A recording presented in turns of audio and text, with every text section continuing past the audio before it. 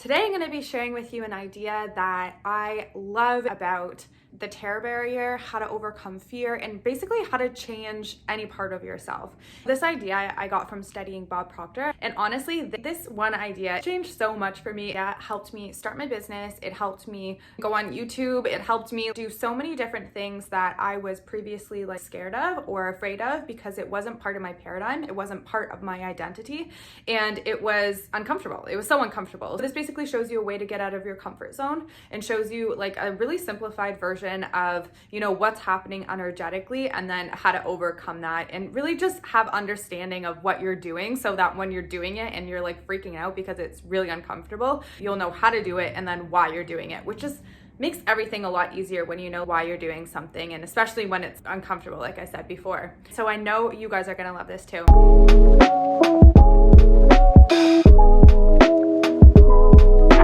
When I was learning about this idea, I was in Thailand and I had this crazy morning routine, and after I would start my study for the day. I think it was on the Goal Achiever module, and honestly this was one of my favorite times ever. It was just such a great time to learn about myself and to have that time in that space in a beautiful location to really dive deep on who I am, what I'm capable of.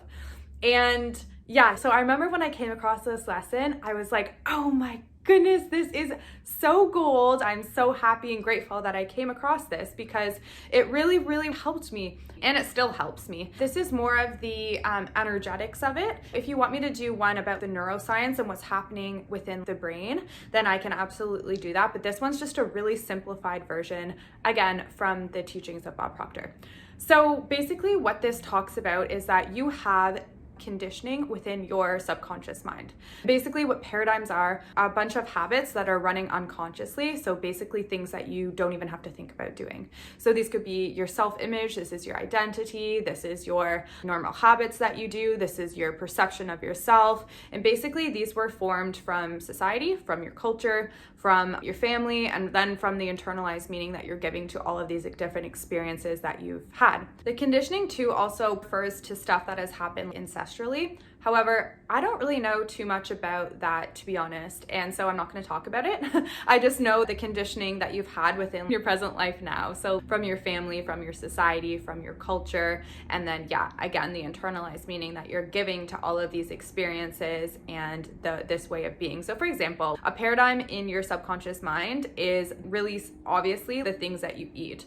That's just a program, unconscious thing that you're doing, likely because of the family that you grew up in. But if you were born in a different culture, if you were born in say India, you would be eating different foods because that's just what that was what was programmed into your subconscious mind, and then that's what's running unconsciously. Then there's obviously a lot more that you can apply to that, but that's just a really simplified example of how society, how culture actually programs the subconscious. In the subconscious mind, this is your emotional mind, and this is 95% of what's actually going on in your everyday life. So basically, if you want to change a behavior, if you want to change a result in your life, you need to go into your subconscious mind because that's 95% of what's going on. It's important to know that just because you have information, just because you know about this, just because you've read books, just because you've read podcasts, just because you've watched videos, just because you have a lot of information and you're smart, it doesn't actually mean that anything's going to change because your conscious mind is only 5% of what you're actually doing and your behavior.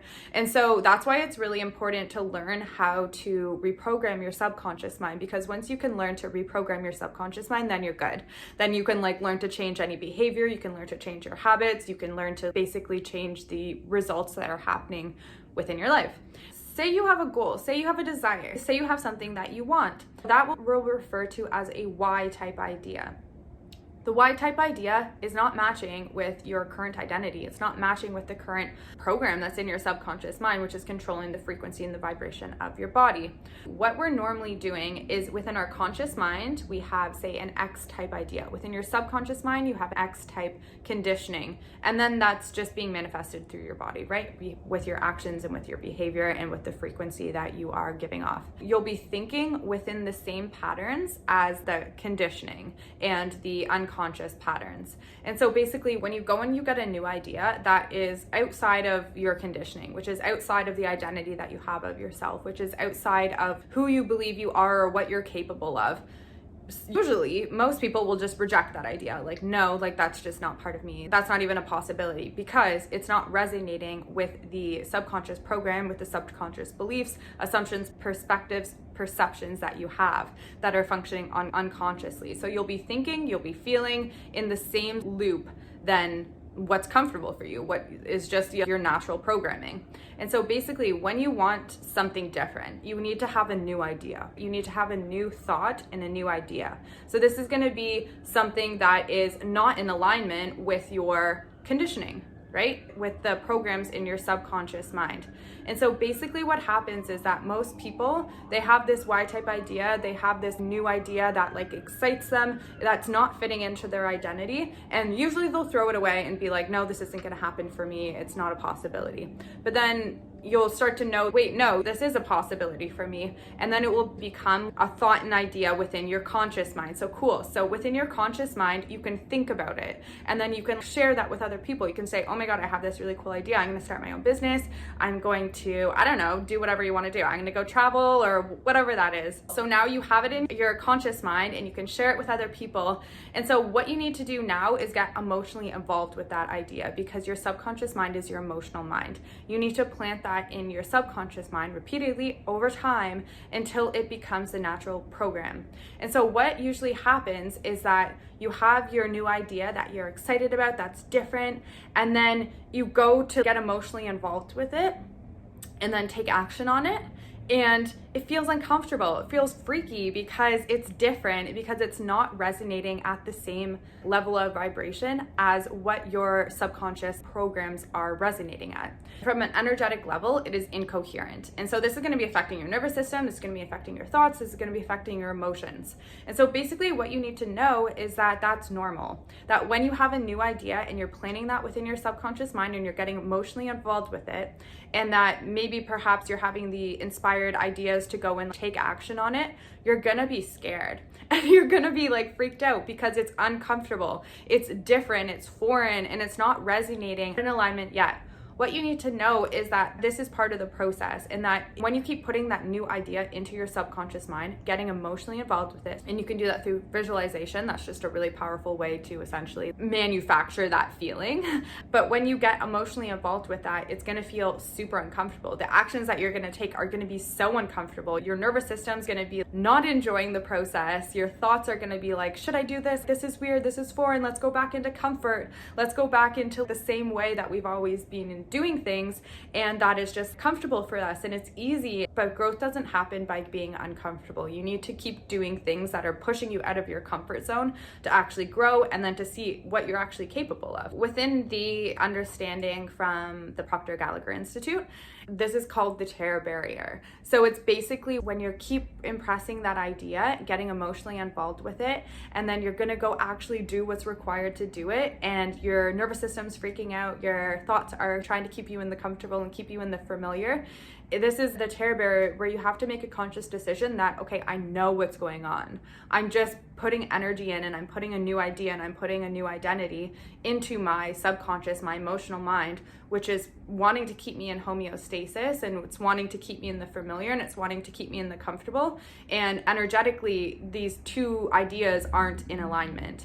But if I keep doing this repeatedly over time, eventually that will become the program. That will become the subconscious belief pattern, assumption, way of being that is required for me to just naturally do it. So it's really understanding that if I just keep doing this and being okay with being uncomfortable. Another thing is switching the meaning of being uncomfortable to this is good, this means I'm growing, and you kind of embracing it. I remember my coach said to me, Emily, you need to be comfortable with being uncomfortable. And I was like, okay, I get it. Like, cool, I know that. But then like a few months ago, I just kind of understood that in a different way. That was like, wait, yeah, I can actually change the meaning with being uncomfortable to this is good. This is actually a good thing. Because I don't know, I think before I was thinking about it in a way of being comfortable with being uncomfortable, like being okay with it, I guess, just being neutral. And I don't know, I don't think I was understanding it fully, and I still may not be understanding it fully, but this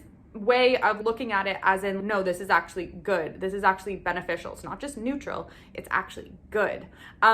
Even though good and bad are perceptions and, polarizing ideas. I just created the meaning to be like good and like, good job, Emily, you're doing such a good job, and kept reinforcing that loop instead of, just being like, okay, I guess it's good because someone told me to do it. I don't know. This just helped me.